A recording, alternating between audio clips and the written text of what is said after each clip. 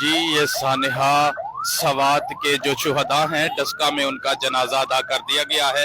اب ان کی جو میتیں ہیں انہیں قبرستان کی طرف لے کے جا رہے ہیں۔ یہ دیکھیں کثیر تعداد میں یہاں پر لوگوں نے اس نماز جنازہ میں شرکت کی ہے اور ہر شخص جو ہے وہ غم سے نڈال ہے۔ انتہائی افسوسناک واقعہ ہے۔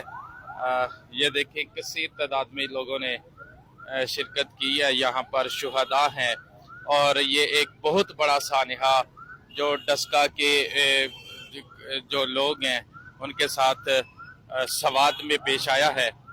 ہر آنکھ یہاں پر اشکبار ہے، غم سے نڈال ہے اور اللہ پاک اس طرح کے واقعات سے سب کو محفوظ رکھے۔